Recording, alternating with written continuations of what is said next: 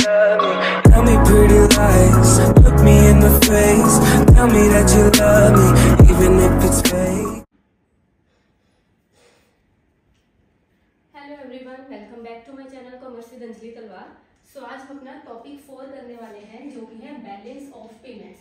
Balance of payments वैसे तो economics का टॉपिक है, प्लस 2 की इकोनॉमिक्स में हम इसको पढ़ते हैं, लेकिन हाँ कॉमर्स में भी ये बहुत इंपॉर्टेंट टॉपिक है क्योंकि ये एक तरह का अकाउंट होता है। ठीक है, तो ये किस चीज का अकाउंट है वो हम इस क्लास में पढ़ने वाले हैं। तो सबसे पहले तो बैलेंस ऑफ पेमेंट है क्या? It is a statement of account. ये क्या है? एक तरह का अकाउंट है। तो अकाउंट है तो इसमें कुछ रिकॉर्ड करेंगे, समझ रहे हो? अकाउंट है तो इसमें क्या करेंगे? रिकॉर्डिंग करेंगे, रिकॉर्डिंग ऑफ ट्रांजैक्शंस। क्या करेंगे हम? रिकॉर्ड करेंगे ट्रांजैक्शंस को। कौन सी ट्रांजैक्शंस को? वो ट्रांजैक्शंस जो हमारी कंट्री की with rest of the world के साथ हो रही है, कंट्री की अदर कंट्रीज के अलावा, मतलब इंडिया की जो रेस्ट ऑफ द वर्ल्ड बाकी कंट्रीज रह गई, ठीक है, रेस्ट ऑफ द वर्ल्ड के साथ जो भी ट्रांजैक्शन हो रही है, रेस्ट ऑफ द वर्ल्ड के साथ जो भी ट्रांजैक्शन हो रही है वो सारी रिकॉर्ड करने के लिए गवर्नमेंट एक अकाउंट मेंटेन करती है जिसको हम कहते हैं बीओपी। शॉर्ट फॉर्म में इसको हम क्या कहते हैं? BOP, balance of payment account.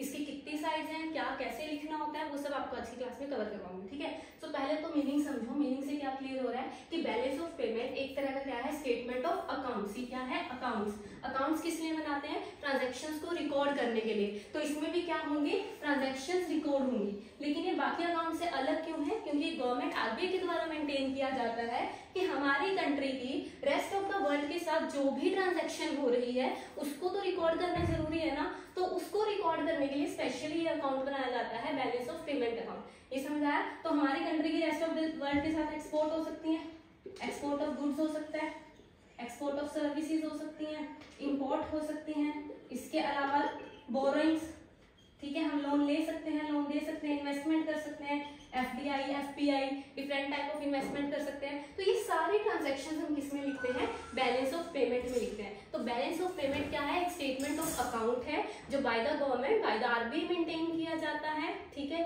किसके लिए? ताकि हमारे एक साल मतलब अकाउंटिंग ईयर, फाइनेंशियल ईयर की बात होगी कि एक अकाउंटिंग ईयर में हमारी कंट्री की रेस्ट ऑफ द वर्ल्ड के साथ, बाकी कंट्रीज के साथ क्या ट्रांजैक्शन हुई है उसको रिकॉर्ड करने के लिए हम ये अकाउंट मेंटेन करते हैं। यहां तक समझ आया? मीनिंग समझ आया?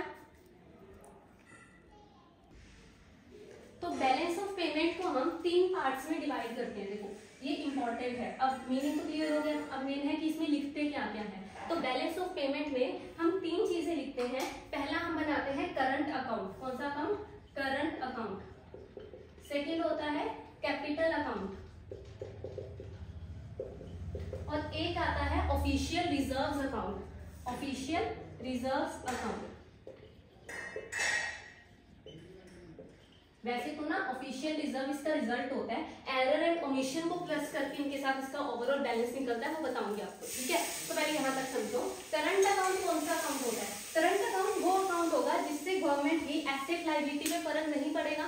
समझ रहे हो? करंट अकाउंट में वो सारी ट्रांजैक्शंस आएंगी जिससे ना तो गवर्नमेंट की एसेट कम होंगी या ज्यादा होंगी, ठीक है, ना गवर्नमेंट की लायबिलिटीज पर फर्क पड़ेगा। समझ आया? वो सारी ट्रांजैक्शन जब हमारी कंट्री की with rest of the world country के साथ ना तो कोई एसेट में फर्क पड़ रहा, ना कोई लायबिलिटी में फर्क पड़ रहा, तो वो सारी ट्रांजैक्शन किसका पार्ट होंगी?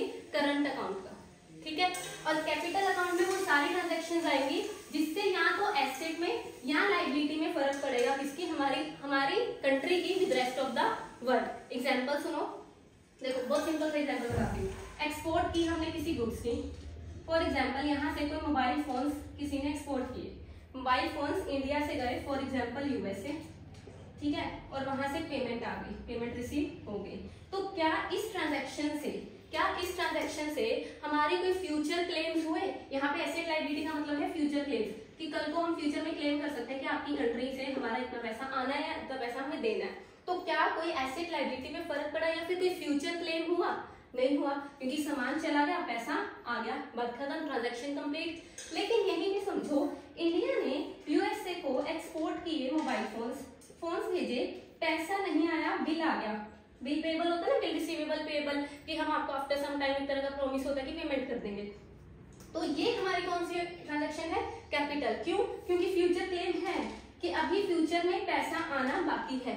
समझ आया? तो अब तक हमने हमने क्या किया, एक होता है करंट अकाउंट। करंट अकाउंट में हमारी कंट्री का rest of the world country के साथ कोई भी फ्यूचर क्लेम नहीं होता, वो सारी ट्रांजेक्शन आएंगी।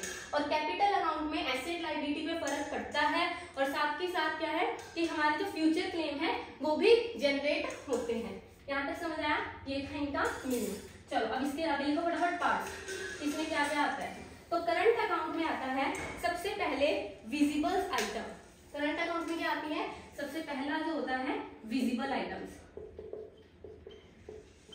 विजिबल आइटम्स कौन सी होती है, इसको लिख लो ट्रेड इन गुड्स। जब हम ट्रेड इन गुड्स करते हैं, export and import of goods, तो उसको हम क्या कहते हैं, visible item. Trade in goods या export and import of goods, तो उसको हम क्या कहते हैं, उस जो बन के आता है, मतलब ये जो गुड्स का बैलेंस निकल के आएगा, इसको हम विजिबल आइटम्स, या इसी को एक क्वेश्चन आता है बैलेंस ऑफ ट्रेड, इसी को हम बैलेंस ऑफ ट्रेड भी कहते हैं, बैलेंस ऑफ ट्रेड। अब यहाँ पे एक चीज समझो, डायरेक्ट क्वेश्चन आता है कि what is the difference between balance of trade and balance of payment. Balance of trade is a part of balance of payment. क्यों, क्योंकि बैलेंस ऑफ ट्रेड में सिर्फ विजिबल आइटम्स, मतलब सिर्फ गुड्स की बात आती है, ना तो सर्विसेज की आई, ना यूनिलेटरल ट्रांसफर की आई, ना कैपिटल अकाउंट की आई, समझ रहे हो। जबकि बीओपी में सब इंक्लूड करते हैं, तो बीओपी का जो स्कोप है वो वाइडर है, जबकि बैलेंस ऑफ ट्रेड का जो स्कोप है वो सिर्फ गुड्स से रिलेटेड है, कि कितने गुड्स की एक्सपोर्ट और इंपोर्ट हो रही है। इजी। चलो, तो पहला तो था विजिबल आइटम्स। सेकंड हमारा आता है इनविजिबल आइटम्स। इनविजिबल आइटम्स, अब इनविजिबल का मतलब क्या है, वो सारी चीजें ट्रेड इन सर्विसेज, मतलब export and import of services, ये समझो, ट्रेड इन सर्विसेज, मतलब इसमें क्या आता है, export and import of services. इसको हम इनविजिबल आइटम्स कहते हैं, क्योंकि जो गुड्स होते हैं जब वो बाउंड्री क्रॉस करते हैं तब वो विजिबल होते हैं, हमें दिखते हैं कि क्या चीज बाउंड्री क्रॉस हुई है। लेकिन क्या सर्विसेज बाउंड्री क्रॉस होते दिखती हैं, नहीं दिखती। इसीलिए जितना भी एक्सपोर्ट इंपोर्ट होता है सर्विसेज का, वो सारा किसमें आता है, इनविजिबल आइटम्स में आता है। समझ आया यहाँ तक। तो अभी तक हमने क्या पढ़ा, बैलेंस ऑफ पेमेंट एक अकाउंट होता है जिसको हम 3 पार्ट्स में डिवाइड करते हैं, राइट। वैसे यहाँ पे एरर्स एंड ओमिशन है मेनली, लेकिन ऑफिशियल रिजल्ट में जो रिजल्ट आता है वो जाएगा, लेकिन यहाँ पे ये ज्यादा पढ़ाना जरूरी है। ओके, चलो। सो करंट अकाउंट में पहला गया विजिबल आइटम्स। विजिबल में हमने क्या किया, balance of trade, export and import of goods, और सेकंड क्या है, इनविजिबल आइटम्स, इसमें है ट्रेड इन सर्विसेज। अब आगे ट्रेड इन सर्विसेज, सर्विसेज भी तो 2 तरह की होती हैं, पढ़ी है। चलो, एक होती है फैक्टर सर्विसेज, एक होती है नॉन फैक्टर सर्विसेज।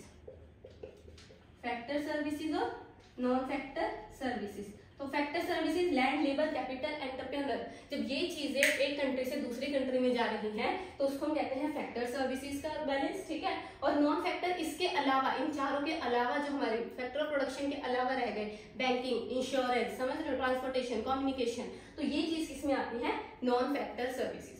यहाँ तक समझ आया। तो अभी तक हमने क्या पढ़ा, करंट अकाउंट में विजिबल आइटम आता है, इनविजिबल आइटम आता है, and third one is unilateral transfers आते हैं। क्या आते हैं, unilateral transfers. For example gift, charity, नाम से ही क्लियर हो रहा है, यूनी मतलब सिंगल साइडेड। ये वो चीजें होती हैं जिसके बदले में कुछ भी रिसीव नहीं होता, लाइक गिफ्ट आ गया, चैरिटी आ गई। अच्छा ये बताओ, रेमिटेंसेस क्या होते हैं, जिनके बच्चे बाहर गए हुए हैं और बाहर कमा के अपनी फैमिली को पैसा भेज रहे हैं, क्या उनको बदले में कुछ मिल रहा है, नहीं मिल रहा, समझ रहे हो। तो होते हैं रेमिटेंसेस, यूनिलेटरल ट्रांसफर का पार्ट होगी, ठीक है। तो ये चीजें किसमें आती है, करंट अकाउंट का ही पार्ट है, क्योंकि इनमें से export and import of goods, export and import of services या फिर यूनिलेटरल ट्रांसफर से किसी का भी कोई भी फ्यूचर क्लेम जनरेट नहीं होता। यहाँ तक समझ आया, इजी। इसको लिखो फटाफट, ये सारा करंट अकाउंट के हैं तीनों पार्ट्स, ठीक है। चलो फिर आते हैं अब अपने कैपिटल अकाउंट पे। कैपिटल इजी है, कैपिटल इजी क्यों है, क्योंकि कैपिटल अकाउंट में आएगी हमारी बोरोइंग्स और इन्वेस्टमेंट। मेन तो यही होता है ना कि हमारी लायबिलिटी बढ़ सकती है, और लायबिलिटी कैसे बढ़ेगी, बोरोइंग से। तो पहले ही लेते हैं बोरोइंग्स।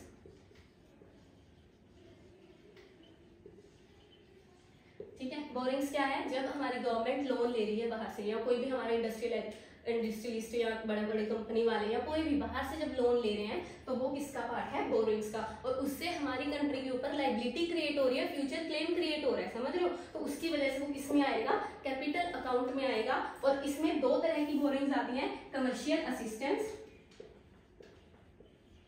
एक होती है कमर्शियल असिस्टेंस और एक होती है नॉर्मल बोरिंग्स, मतलब नॉर्मल बोरिंग्स मतलब लोन। ठीक है, अब इनमें क्या फर्क है? देखो कमर्शियल असिस्टेंस वो होती है जो हमें कंसेशनल रेट पे लोन मिल जाता है, मतलब लेस देन मार्केट रेट पे हमें क्या मिल गया, लोन मिल गया। मार्केट में रेट चल रहा है फॉर एग्जांपल 9%।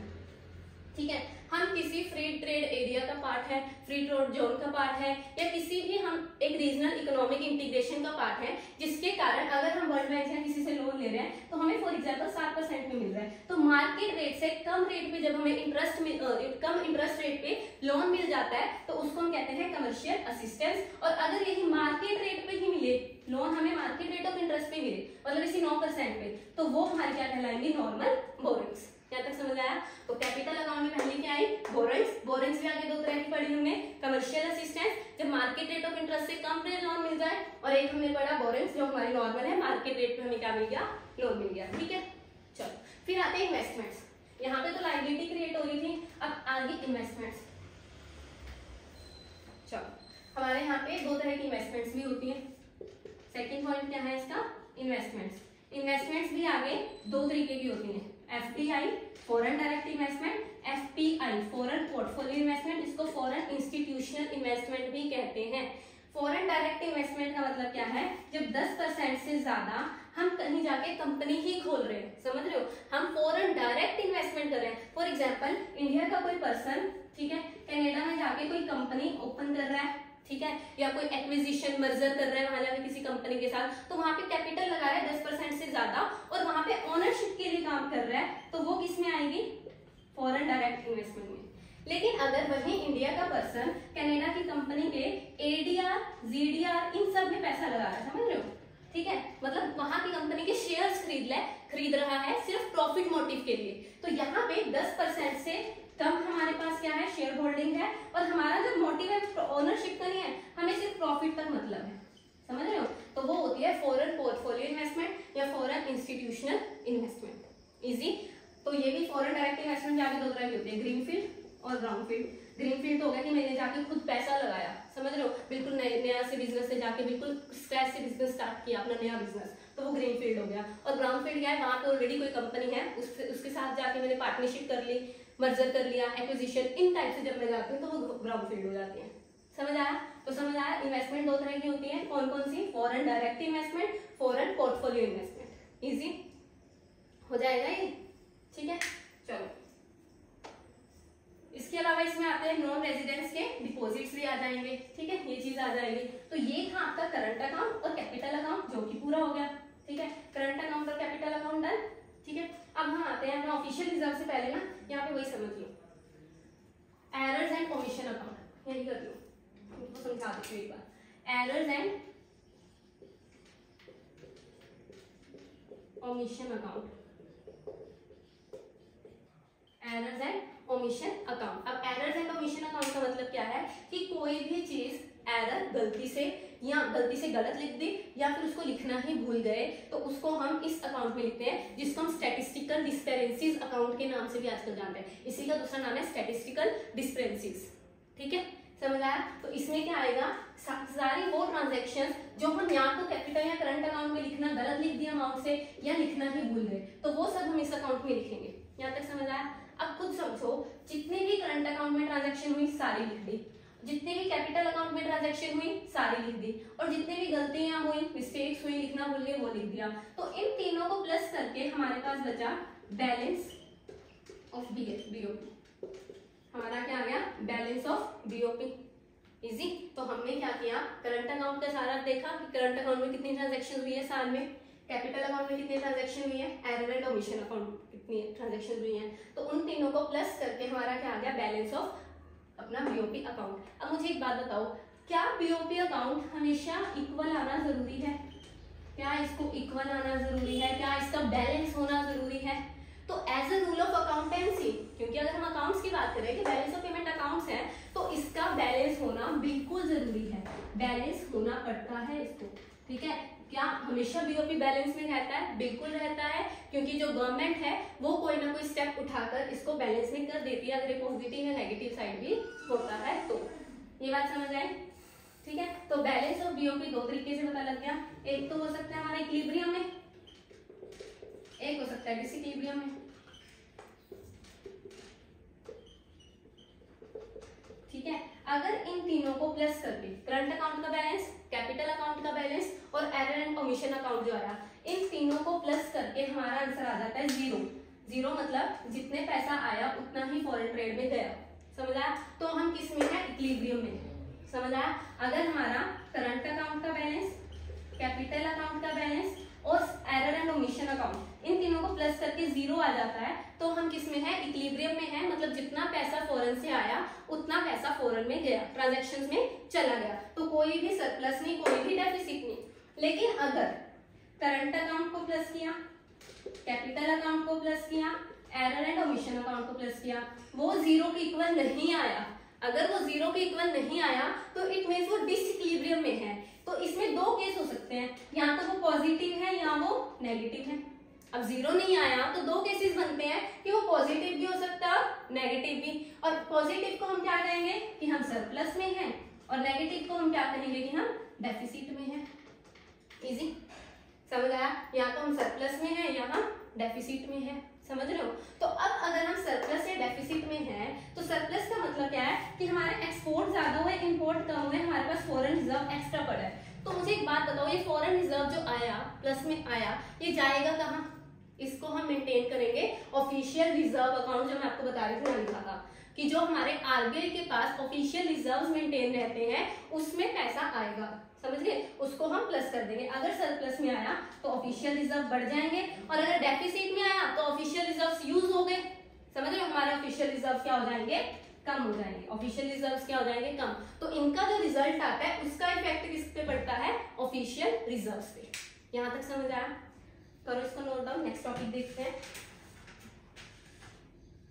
ठीक है, चलो ठीक है, यहाँ तक हो गया। अब एक और चीज समझो, यहाँ पे यही सरप्लस डेफिसिट की बात है, पॉजिटिव नेगेटिव की।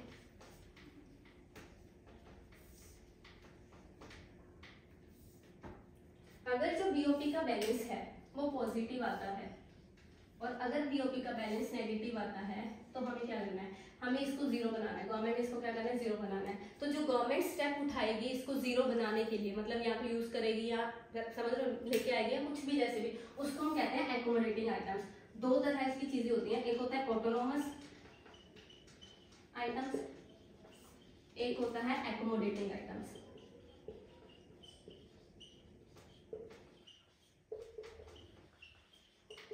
ऑटोनोमस आइटम्स वो हैं जो हमने अभी तक की करंट अकाउंट में जितनी ट्रांजैक्शंस पड़ी, कैपिटल अकाउंट में जितनी ट्रांजैक्शन पड़ी, वो प्राइवेट लोग कर रहे हैं या गवर्नमेंट भी कर रही है for profit motive, normal items. ठीक है, जिसकी वजह से बीओपी डिसबैलेंस होता है, अनबैलेंस होता है। समझ रहे हो? तो वो सारी चीजें किसमें आती हैं? ऑटोनोमस आइटम्स, जो प्रॉफिट मोटिव के लिए की जाती है। इसके लिए प्रॉफिट मोटिव के लिए की जाती हैं, पूरे साल में नॉर्मल ट्रांजैक्शंस की with rest of the world. ठीक है, इसका बीओपी डिसबैलेंस के साथ कोई लेना देना नहीं होता, लास्ट में रिजल्ट निकल के आता है इनकी वजह से। समझ रहे हो? ठीक है, इसको अबव द लाइन आइटम्स भी कहते हैं। डायरेक्ट क्वेश्चन आ जाएगा, अबव द लाइन आइटम्स। ठीक है, और एकोमोडेटिंग आइटम्स क्या होती है? जब बीओपी डिसइक्विलिब्रियम में आ गया, पॉजिटिव या नेगेटिव आ गया, जीरो नहीं आया, उस टाइम पे गवर्नमेंट का रोल स्टार्ट होता है, और गवर्नमेंट उसको बैलेंस करने के लिए कोई ना कोई ट्रांजैक्शन करती है, कोई ना कोई स्टेप उठाती है, तो उसको हम कहते हैं एकोमोडेटिंग आइटम्स। तो वो सारी ट्रांजैक्शंस जो प्रॉफिट मोटिव के लिए नहीं की गई, वो ट्रांजैक्शंस जो की गई हैं to balance BOP, transaction specially done to balance the BOP. समझ आया? कि बीओपी को दोबारा बैलेंस में लाने के लिए गवर्नमेंट जो भी स्टेप उठा रही है वो सारे किसका पार्ट होंगे? एकोमोडेटिंग आइटम्स का। समझ आए? तो इसको हम जो डिसबैलेंस आ गया इनकी वजह से, उसको ठीक करने के लिए जो ट्रांजैक्शंस की जा रही है वो सारी किस में आएंगी? एकोमोडेटिंग आइटम्स में आएंगी, और उसको हम कहते हैं बिलो द लाइन आइटम्स। क्या कहते हैं? Below the line items. ठीक, ये समझ आया? ये थे अबव द लाइन आइटम्स और ये है हमारी बिलो द लाइन आइटम्स। ठीक है, ये हो जाएगा। ये आपका पूरा बीओपी था। अब एक पॉइंट रह गया सिर्फ डिसइक्विलिब्रियम के टाइप, जो हमने इक्विलिब्रियम डिसइक्विलिब्रियम पढ़ा था ना, उसके कुछ टाइप्स हैं, वो जरूरी है, वो क्वेश्चन आ जाता होता है, तो वो लास्ट रह गया। ठीक है, चलो उसको भी कंप्लीट कर लेते हैं। तो यहाँ पे आता है टाइप्स ऑफ डिसइक्विलिब्रियम।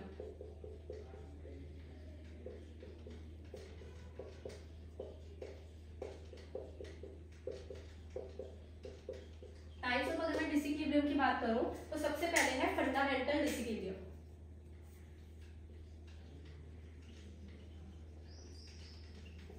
ये सबसे ज्यादा नॉर्मल और सबसे ज्यादा डेंजरस है, फंडामेंटल डिसइक्विलिब्रियम। इससे क्या होता है, प्राइजेस बढ़ने या प्राइजेस कम होने के कारण हमारे यहाँ पे डिसइक्विलिब्रियम हो जाता है, जो कि लॉन्ग टाइम तक चलता है, ठीक है, जिसकी वजह से इसको ठीक करना बहुत मुश्किल हो जाता है। फॉर एग्जाम्पल बताती हूँ, अगर हमारे यहाँ पे इंडिया में चीजों के प्राइसेस बढ़ गए, अगर इंडिया में चीजों के प्राइसेस बढ़ गए तो हमारे एक्सपोर्ट कम हो जाएंगे, क्योंकि यहाँ पे चीजें क्या होगी, महंगी होगी। समझ रहे हो, हमारे यहाँ पे चीजें क्या होगी, महंगी हो गई, तो हमारे एक्सपोर्ट कम हो जाएंगे और इम्पोर्ट ज्यादा हो जाएंगे, जिसकी वजह से डिसइक्विलिब्रियम आएगा, ठीक है। और अगर हमारे यहाँ पे प्राइसेस कम हो गए, प्राइसेस कम होने के कारण हमारे यहाँ पे चीजें सस्ती हो गई, तो हमारे एक्सपोर्ट बढ़ जाएंगे, लोग ज्यादा डिमांड करेंगे हमारी चीजों की, और हमारे इंपोर्ट कम हो जाएंगे, इसकी वजह से भी डिसइक्विलिब्रियम आएगा। समझ रहे हो, तो ये हमारा है फंडामेंटल डिसइक्विलिब्रियम। इन्फ्लेशन, इसको हम क्या कहते हैं, इन्फ्लेशन, और इसको हम कहते हैं डिफ्लेशन। तो इन्फ्लेशन या डिफ्लेशन के कारण जब डिसइक्विलिब्रियम आता है तो उसको हम कहते हैं फंडामेंटल डिसइक्विलिब्रियम। समझ आया, इजी, फर्स्ट समझ आया, लिख लो इसको भी साथ साथ। सेकंड लिखो, सेकंड है बिजनेस साइकिल के कारण। सेकंड क्या है, जब बिजनेस साइकिल के कारण हमारे यहाँ डिसइक्विलिब्रियम आ जाता है। बिजनेस साइकिल, बिजनेस साइकिल को हम साइक्लिकल डिसइक्विलिब्रियम भी कहते हैं, साइक्लिकल डिसइक्विलिब्रियम, ठीक है। तो ये इसका रीजन क्या है, बिजनेस साइकिल, पता है ना, इस तरह का बिजनेस साइकिल बनता है हमारा, बूम, रिसेशन, रिकवरी, डिप्रेशन, ये चीजें है ना। तो बूम जब चल रहा है तो हर चीज बढ़ रही है, जिसकी वजह से हमारे एक्सपोर्ट भी बढ़ेंगे। जब डिप्रेशन आ गया तो हर चीज कम हो रही है, इसकी वजह से हम जो है कम जाएंगे, और हमारे जो है नेगेटिव जाएगा, तो हमारा जो डिसइक्विलिब्रियम होगा नेगेटिव वाला। तो इन वजह से, जब इनकी वजह से डिसइक्विलिब्रियम आता है तो उसको हम कहते हैं बिजनेस साइकिल या साइक्लिकल डिसइक्विलिब्रियम। समझा, ठीक है, ये उसकी वजह से है। फिर आता है सेक्युलर, थर्ड लिखो, सेक्युलर। सेक्युलर सबसे लॉन्ग टाइम के लिए होता है। अगर क्वेश्चन में लॉन्ग, बिल्कुल ही लॉन्ग पूछे ना, स्पेसिफिकली वर्ड लॉन्ग आ जाए तो सेक्युलर होता है वो, ठीक है।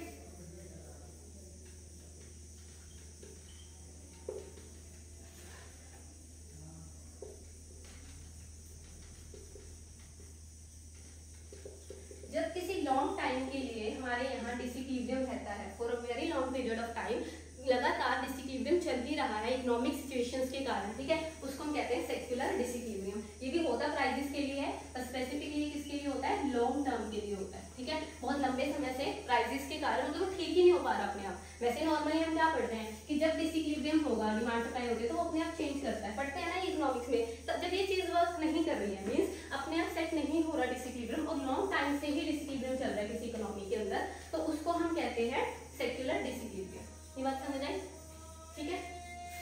चलो, उसके बाद है स्ट्रक्चरल डिसइक्विलिब्रियम, इसी के साथ लिख लो, क्योंकि ये होता है स्ट्रक्चरल डिसइक्विलिब्रियम में होता है इकोनॉमी में due to change in the economy. Structural क्या होता है, due to change in the economy, जब हमारी इकोनॉमी में स्ट्रक्चर में चेंज आ रहा है, ठीक है, ठीक है। जब इकोनॉमी में चेंज आने के कारण, इकोनॉमी में कोई चेंज आया, हमारी इकोनॉमी में इन्फ्लेशन आया, डिफ्लेशन आया, पॉलिटिकल इंस्टेबिलिटी हुई, समझ रहे हो, इकोनॉमी में चेंज आने के कारण, हमारे यहाँ पे इकोनॉमिक सिचुएशंस चेंज होने के कारण हमारे डिमांड सप्लाई पे इफेक्ट पड़ता है, जिसकी वजह से एक्सपोर्ट इंपोर्ट पे इफेक्ट पड़ता है, और उसकी वजह से जब डिसइक्विलिब्रियम होता है तो उसको हम कहते हैं स्ट्रक्चरल। स्ट्रक्चरल मतलब इकोनॉमी के स्ट्रक्चर में चेंज आया, उसके कारण जो डिसइक्विलिब्रियम हुआ उसको हम क्या कहते हैं, स्ट्रक्चरल डिसइक्विलिब्रियम। ये चीज समझ आए, इजी चल रहा है। And last one is R, जो सबसे छोटे लेवल टाइप का होता है वो है सेक्युलर, ना सॉरी टेम्पोरल, टेम्पोरल या शॉर्ट रन। सेक्युलर तो हो गया ना, टेम्पोरल, टेम्पोरल नाम से क्लियर है, टेम्परेरी, इसे ध्यान रखना, टेम्पोरल या शॉर्ट रन डिसइक्विलिब्रियम, ठीक है। तो वो डिसइक्विलिब्रियम जो शॉर्ट टाइम के लिए होता है, specific sector of the economy, किसी स्पेसिफिक सेक्टर में हो रहा है, शॉर्ट टाइम के लिए हो रहा है, तो वो चीज किसमें आती है, टेम्पोरल, नाम से क्लियर हो रहा है, ठीक है। इसमें क्या होता है, क्रॉप फेलियर हो गया किसी सेक्टर में, इंडस्ट्रियल में कुछ ऐसा हो गया, तो स्पेसिफिक सेक्टर में शॉर्ट टर्म के लिए डिसइक्विलिब्रियम आ रहा है, तो उसको हम टेम्पोरल या शॉर्ट रन डिसइक्विलिब्रियम कहते हैं। इजी समझ आया। चलो, ये आपके सारे टॉपिक्स थे। एक चीज और समझ लो यहाँ पे, वैसे तो आपका होमवर्क ही है, होमवर्क भी क्या आपको इसमें एक बार करवा ही दिया है, difference between balance of trade and balance of payment. Easy है ना, वैसे तो बैलेंस ऑफ पेमेंट तो पूरा ही अकाउंट है, जिसका एक पार्ट क्या है, बैलेंस ऑफ ट्रेड, जिसमें हम सिर्फ विजिबल आइटम्स, विजिबल आइटम्स का मतलब क्या है, वो सारे items export and import of goods लिखते हैं, जबकि इसमें एक्सपोर्ट इंपोर्ट ऑफ सर्विसेज भी आता है, यूनिलेटरल ट्रांसफर भी आता है,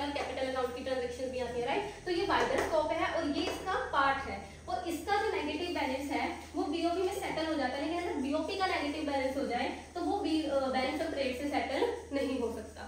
ठीक है, वैसे मैंने आपको खुद ही करवा दिया सारा। चलो इट्स ओके, चलो ये कर लेना हमने। ठीक है, ये था आपका पूरा टॉपिक बैलेंस ऑफ पेमेंट। मैं एक बार देख लूँ कोई टॉपिक तो नहीं रहेगा बीच में। एक सेकंड वेट करो, सब हो गया। हाँ जी, डन है आपका ये पूरा टॉपिक, डन है। इसको कीजिए, मिलते हैं नेक्स्ट क्लास में, next lecture. Thank you so much. Tell me pretty lies, look me in the face, tell me that you love me